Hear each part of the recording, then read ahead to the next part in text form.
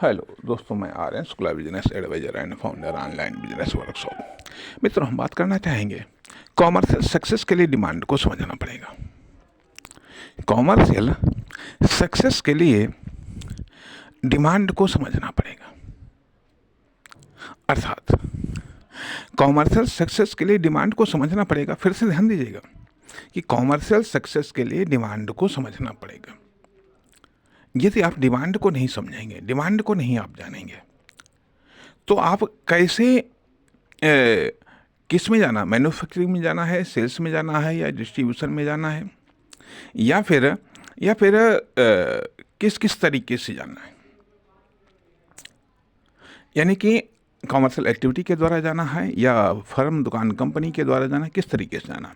अब डिमांड को समझते सब अपनी अपनी अंदाज में, डिमांड को समझते सब अपनी अपनी अंदाज में। कौन कौन या ये कह लीजिएगा सब अपनी अपनी औकात या हैसियत के अनुसार, या क्षमता या दक्षता के अनुसार डिमांड को समझते हैं, या डिमांड को जानने का प्रयास करते हैं, या डिमांड को लेकर के सर्च करते हैं। कोई सर्च करता है, कोई देखता है, अर्थात कोई खुद की आंखों से देखता है, ठीक है, कोई दिमाग बुद्धि से देखता है, कोई एक्सपर्ट के हिसाब से देखता है, कोई एक्सपर्ट के हिसाब से देखता है। अर्थात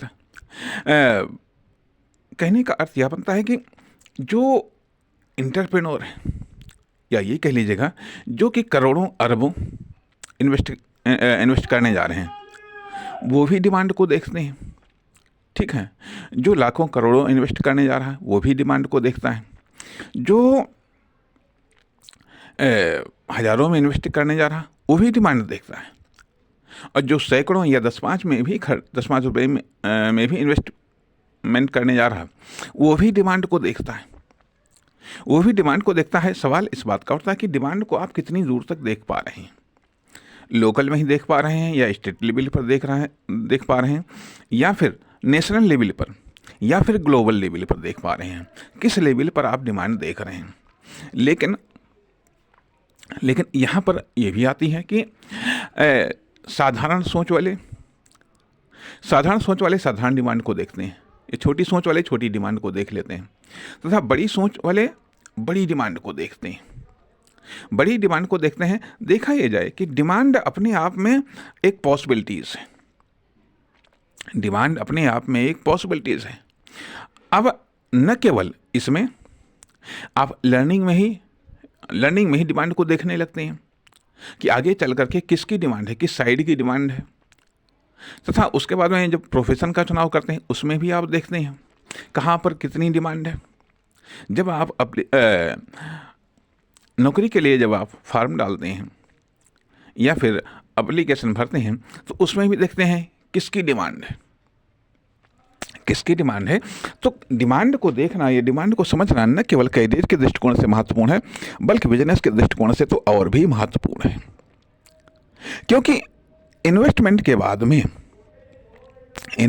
बाद में आप उसी डिमांड को आप कवर करते हैं।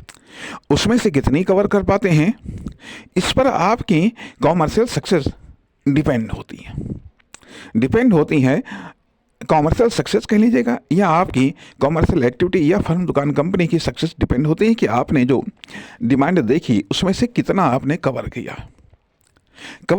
हालांकि डिमांड या डिमांड की मात्रा, डिमांड भी शिफ्ट होती रहती है, डिमांड भी बदलती रहती है, डिमांड की मात्रा भी कम ज़्यादा होती रहती है। तथा ये भी कि डिमांड घटाई बढ़ाई भी जा सकती है, डिमांड घटाई बढ़ाई भी जा सकती है। इसलिए डिमांड को समझना, डिमांड के पैटर्न को समझना, कहाँ डिमांड है, कैसी डिमांड है, किस रूप में डिमांड है। अब यहाँ पर डिमांड का मतलब क्या है, डिमांड को किस तरीके से हम स्टडी करेंगे, डिमांड को किस तरीके से हम समझें, या डिमांड को किस तरीके से समझना हमारे लिए आवश्यक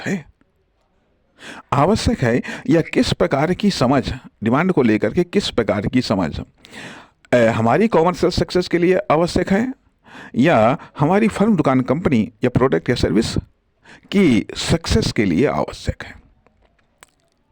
अर्थात डिमांड का एक रूप होता है, डिमांड के स्टार्टिंग का रूप होता है इंटरेस्ट, रुचि। क्या हम इंटरेस्ट पैदा कर सकते हैं? यदि हम इंटरेस्ट पैदा कर सकते हैं तो हम डिमांड को पैदा कर सकते हैं। यदि इंटरेस्ट है तो डिमांड है। इंटरेस्ट है अर्थात यदि मान लिया हमारा इंटरेस्ट है तो हमारे लिए डिमांड है, अर्थात हम उसमें इन्वेस्टमेंट कर सकते हैं। यदि दूसरे का इंटरेस्ट है तो दूसरा उसमें इन्वेस्टमेंट कर सकता है।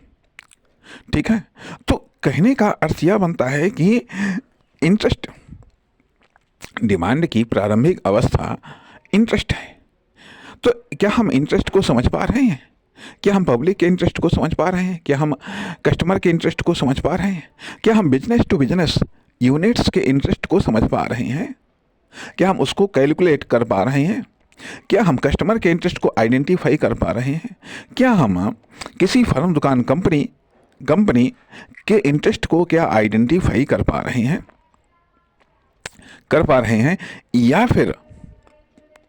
या फिर हम जनरल इंटरेस्ट को डिफाइन कर पा रहे हैं? यदि हम इंटरेस्ट को आइडेंटिफाई कर पाएंगे, यदि हम इंटरेस्ट ब्याज नहीं है, रुचि की हम बात कर रहे हैं। हम इंटरेस्ट से हमारा मतलब है रुचि अर्थात उसका एक आकर्षण। तो सवाल इस बात का उठता है कि आखिरकार क्या हम उसको आइडेंटिफाई कर पा रहे हैं? यदि हम आइडेंटिफाई इंटरेस्ट को कर लेंगे, यदि उसे हम कैलकुलेट कर लेंगे, तो हम डिमांड को भी कैलकुलेट कर लेंगे। अर्थात देखा ये जाए, अब इंटरेस्ट अर्थात अभी इंटरेस्ट के बारे में हम उतनी बात नहीं करना चाहेंगे। अभी हम डिमांड पर ही अपने बातचीत को केंद्रित रखना चाहेंगे कि डिमांड को समझना आवश्यक है। डिमांड को समझना आवश्यक है। अब डिमांड के लिए इंटरेस्ट को समझना आवश्यक है। ठीक है, अब इंटरेस्ट के बारे में हम अगले भाग में बात करना चाहेंगे। नमस्कार, धन्यवाद।